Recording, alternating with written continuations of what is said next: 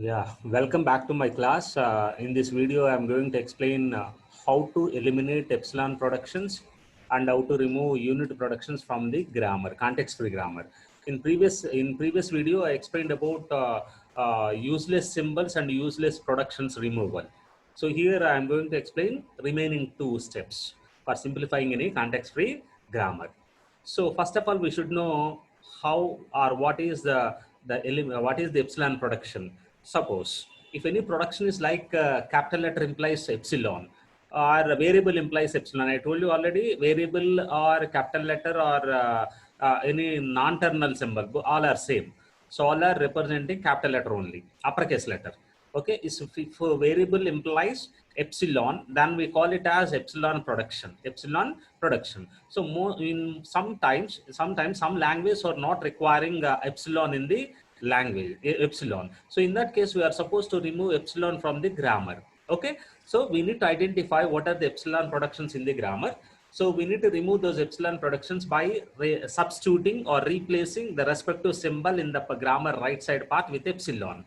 And we need to rewrite all the productions including original production. So first step is we need to find non-terminal symbols which are nullable, means epsilon. And second one is replacing that particular epsilon or particular symbol by substituting epsilon one by one, not all at a time, one by one. First time replace one symbol, next one character at the right side part, next time replace and two combination of two, and so on.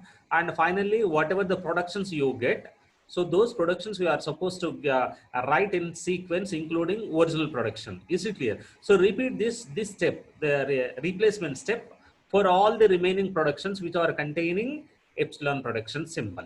Okay. Now, suppose if we take the simple example like s implies xyx, x implies 0x slash epsilon, and y implies 1y slash epsilon. Okay, 1y slash epsilon. Suppose if you see this is s. Okay, what is there at right side part? xyx. Right side part xyx is there. Right side part xyx is there. Okay, right side part xyx is there. Right.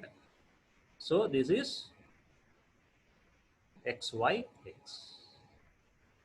Okay, xyx. Now, so what is x? 0x or epsilon. What is y? 1y or epsilon. So x implies epsilon is there. So that means x is containing epsilon production. Y implies epsilon is there. That means y is also containing epsilon production.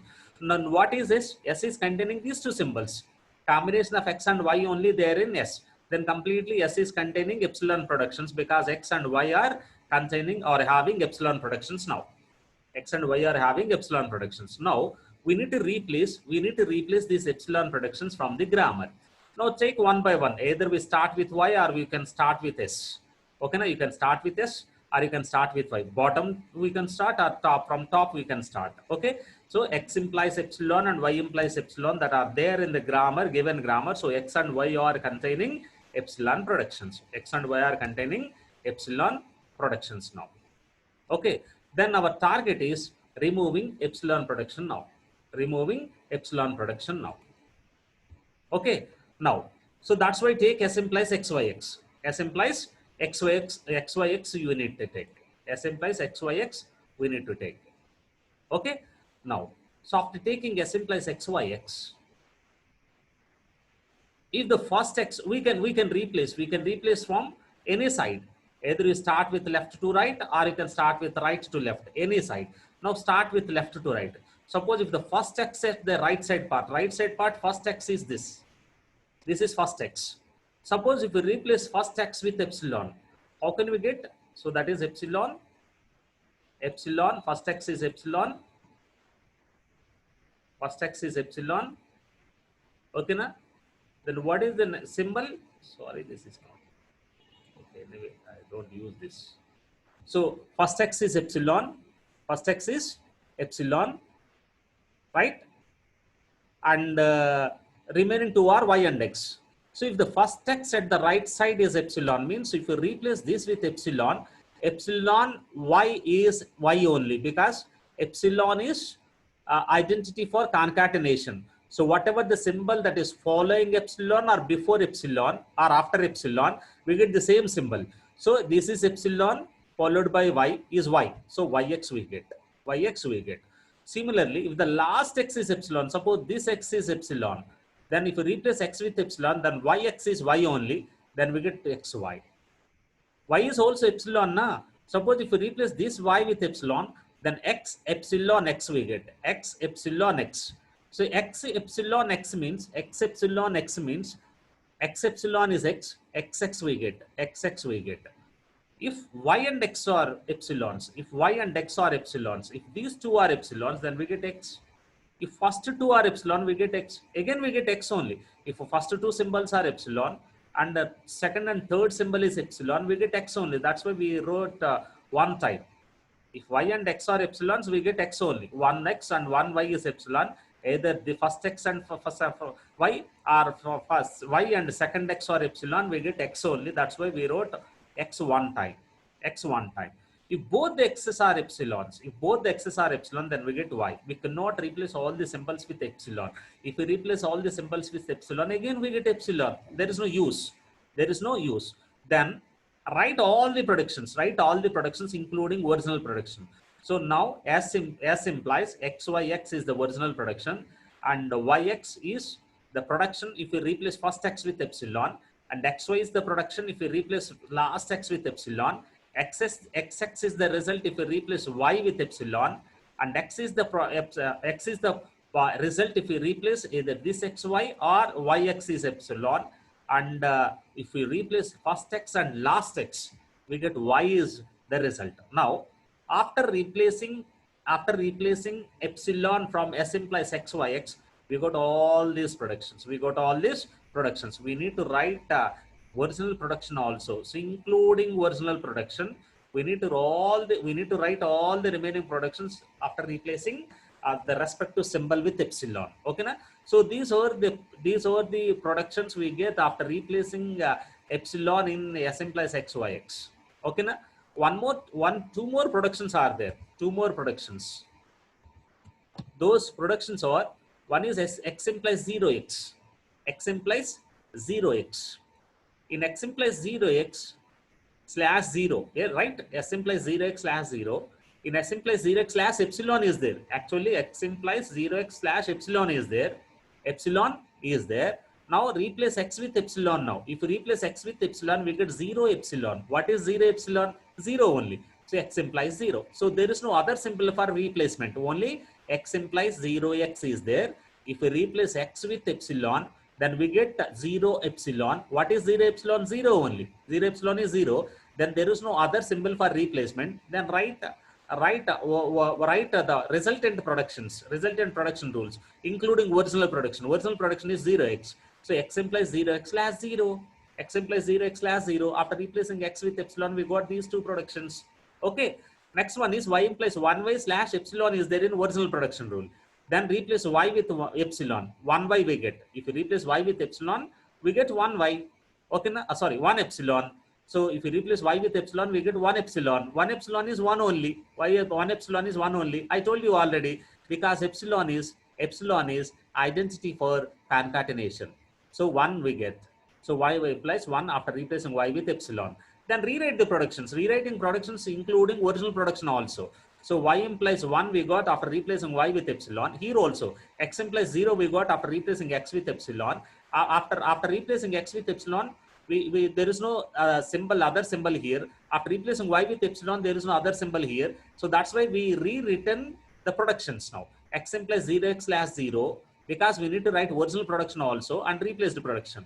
Here also we need to write original production as well as replace the production. So y implies 1y slash 1. Is there any other production rule for replacement in the grammar? No, because S implies xyx, x implies 0x slash epsilon, y implies 1y slash epsilon. We replace this production rule, this production rule, this production rule, and finally we got the resultant productions are S implies, this is original production rule. And second, I will explain here. This is original production rule. If we replace this x with epsilon, we get yx. If we replace this x with epsilon, last x with epsilon, we get xy. If we replace y with epsilon, we get xx. If we replace xy with epsilon, we get x. Even if we replace yx with epsilon, we get x. And if we replace first x and last x with epsilon, we get y. Okay, na? Then x production rule is x implies 0x. If we replace x with epsilon, we get 0. So x implies 0x slash 0. In this y implies 1y slash epsilon. If we replace y with epsilon, we get 1.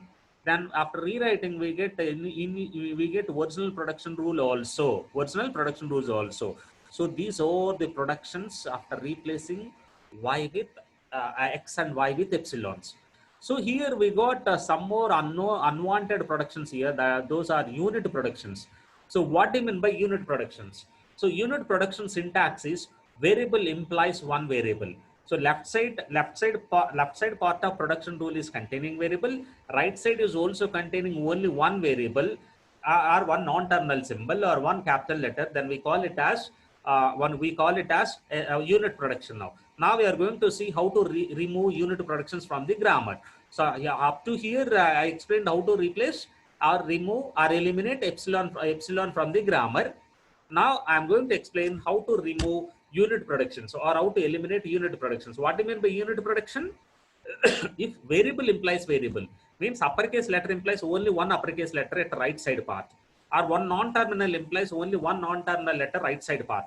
So here s implies x, s implies y, or unit productions. X implies no unit production here because x implies 0 is valid, y implies 1 is valid according to context free grammar. So here unit productions are x and y. Simply replace this x with this entire thing, y with this entire thing. I will show you with one more example. Okay now so how to replace unit productions from the grammar or removing unit productions from the grammar. I told you already what is the syntax of unit production. X implies y syntax means variable implies variable, only one variable. Suppose if x implies a is there in grammar rule format. If x implies a is there in grammar rule format, if y implies a is actor, then simply replace y with a, then we get x implies a. X implies a we get from the grammar. If y implies a is y is there as another rule in the grammar, then simply replace y with a. So here replacement is required. So we need to replace y with its production. So for deleting x implies y from the grammar, we are supposed to replace y productions. Replace y with y productions. I'll tell you how to replace y productions. Suppose if we take the simple example like this, s implies 0a 1b slash c, a implies 0a slash 00, b implies 1 slash a, c implies 01, c implies 01. So here s implies c is unit production because variable implies variable, and b implies a is unit production because variable implies variable. So our target is remove s implies c, means replace c with its production, and replace b implies a, replace a with its production. First start with s implies c. What is c? 01. So simply replace c with 01. Simply replace c with the 01. Suppose 01 slash 10 slash bc slash some other things are there. We need to replace this c with the entire right side part. Okay na? So simply replace c with 01. Then we get the resultant production rule is s implies 0a slash 1b slash 0c. Then c is replaced. So there is no unit production appearing now after replacing c with 01. So there is no unit production appearing. Okay na? Next. So where is unit production now? B implies A is unit production. B implies A is unit production. What is the original B production? B implies 1 slash A. So B implies 1 is already there in context-free grammar syntax. So which is not there in context-free grammar syntax, which is not there in simplified format. B implies A. B implies A. Okay na? So B implies A. Anyway, grammar is allowing one terminal at right side. Terminal means lowercase letters or digits or special symbols. Except uppercase letters, whatever it may be, the symbol that is treated as terminal, except uppercase letters. So no need to touch B implies 1. Okay na? B implies A. We need to replace B implies A. What is A? 0A slash 00. What is A? 0A slash 00. Then simply replace A with 0A slash 00. So B implies 1 slash A is there. What is A? 0A slash 00. So 0A slash 0, 0. Is there any other production here? No, there is no other unit production. S implies C is replaced like this. B implies A is replaced by writing 0s/00 here. Simply write the entire A here, write entire C here, entire C here. Then we get, these are the production rules. So S implies 0a/1b and C is replaced with 0, 1. And A implies 0a/00. There is no unit production appearing here. But in B implies 1/A, in B implies 1/A, A is unit production, then simply replace A with 0a/00. Simply replace A with 0a/00. Then we got these are the production rules after replacing unit productions. Anyway, I'll show you unit production replacement for previous example also. Suppose S implies xyx, xy, yx, xx, x and y. So S implies x is the unit production. S implies y is unit production. Then how can we replace x now? S implies, replace this x with entire thing. So replace x with 0x/0. Replace s with 0x/0 and replace y with 1y/1, 1y/1. Like this we can replace unit production. So in previous video I explained about removal of useless symbols or useless productions. In this video I explained elimination of epsilon productions and epsilon productions and unit productions. If you apply these 3 steps on any grammar, we say that that grammar is restricted grammar or simplified grammar or converted grammar. So this simplified grammar is treated as input to normalization steps. So in next video, I'll explain normalizations. One is Chomsky normal form, another one is Greybach normal form. In next video, I'll explain how we convert the given context-free grammar into Chomsky normal form format. Chomsky normal form format. Okay, na? So thank you for watching.